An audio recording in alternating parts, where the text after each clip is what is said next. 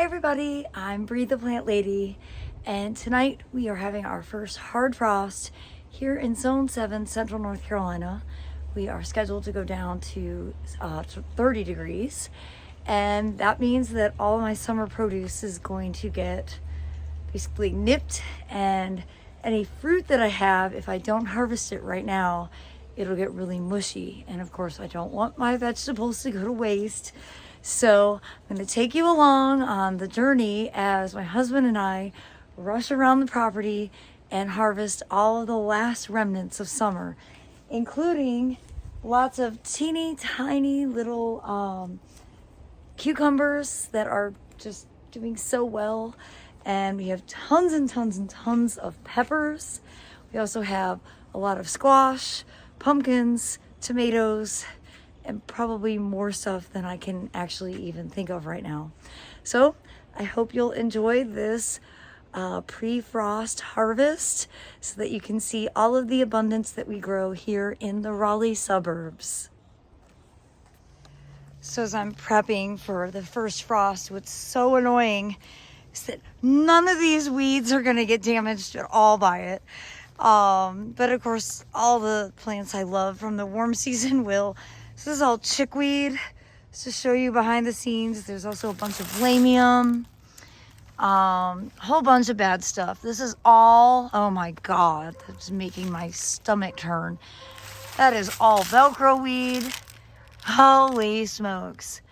So of course, none of that, all of that is frost tolerant. So none of that's gonna be damaged tonight. But my cushaw squashes will be. And I'm really excited because I know we have one huge one. But David, check these out. Right there. I see them. Big one. Another one there. Yep. And I know as we start really diving in, and really probably tomorrow morning when the frost damage shows, we'll really be able to see all the produce we missed. Cushaw squash is one of my favorite, like long-keeping winter squashes. And this year we didn't get that many small ones, but what we did get, they grew really, really, really big. So that's like enough for, what do you think, like 8 to 10 meals? That's a bunch of meals. That's a little one. And yeah, I wish we had like another couple of weeks because the pumpkins and stuff are really starting to like produce a lot. But the great thing is when they're small, oh, there's another one. Oh my gosh.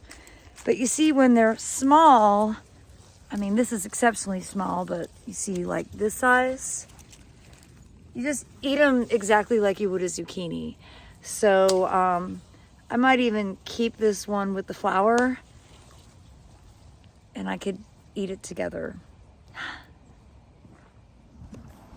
You know, the great thing about the All Natives garden, none of this stuff, I don't have to worry about any of this stuff. It's all hardy, it's all frost tolerant, everything looks spectacular, especially that white cloud Muhlenbergia. But look at the salvia and the agastaches.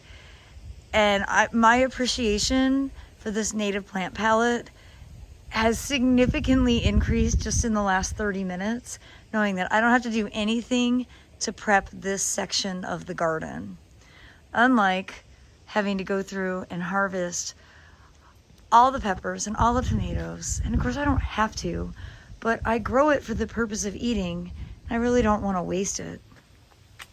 So, as you can see, got a lot to harvest.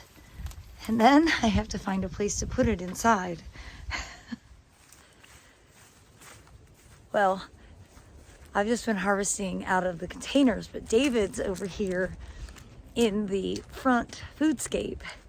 And there is an incredible amount of produce over here. And he just was like, oh my gosh, look at how big this pepper is.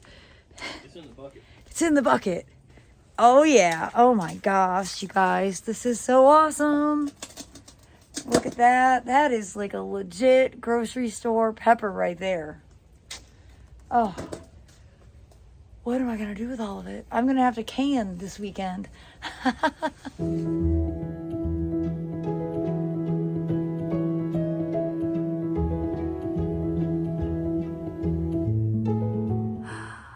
Well, David, you have a lot of cooking ahead of you. Yeah, we got a bucket load of peppers and tomatoes and all sorts of good stuff.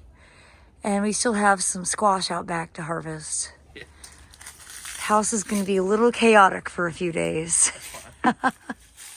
And the last, at least, of what we're paying attention to, a lot of produce will reveal itself tomorrow when all the leaves fall off. But we're going to go ahead and harvest all of these squash. This is actually a perennial here in Zone 7, and it's growing in this 100-gallon root pouch. And the only disadvantage of this squash is that it's day length triggered for flowering and fruiting. So it doesn't fruit in the summertime at all. It only starts fruiting after equinox, and really here it starts in like mid-October. So we're going to harvest what we can. There's not a ton, but it'll still keep me fed for a few weeks. I'm not going to let it go to waste.